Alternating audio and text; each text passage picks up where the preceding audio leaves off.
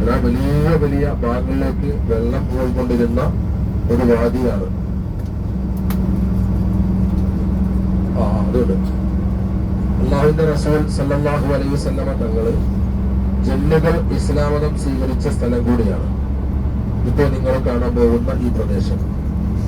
അതായത് അതിന്റെ ഭാഗമായിട്ട് കുറെ പുറത്ത് ഇങ്ങനെ കുറെ ഉണ്ടാക്കി വെച്ചിട്ടുണ്ട് മാത്രം. ചെറിയ പള്ളികളും ഈ ഹട്ടുകൾ ആളുകൾക്ക് ഇരിക്കാനെന്ന് ശ്രമിക്കാനൊക്കെ നോക്കി വലതു ഭാഗത്തേക്ക് നോക്കി വലതുകളൊക്കെ പെട്ടെന്നുണ്ടല്ലോ. ജിന്നുകള് ഇസ്ലാം സ്വീകരിച്ച സ്ഥലം കൂടിയാണ്. ഒരുപാട് ജിന്നുകള് ഇസ്ലാം സ്വീകരിച്ച സ്ഥലം. അതാണ് ബാദിൻ നഹ്രി. മക്കയും മദീനയും തായിഫുമായി ബന്ധപ്പെട്ട് ഒരുപാട് ചരിത്ര സ്ഥലങ്ങളുണ്ട്. ഹബീബായ നബി മുഹമ്മദ് റസൂലുള്ളാഹി സ്വല്ലല്ലാഹു അലൈഹി വസല്ലം തങ്ങൾ മക്കത്ത് ജനിച്ചു. ഉറങ്ങാനെ പിന്നെ പറഞ്ഞോറ്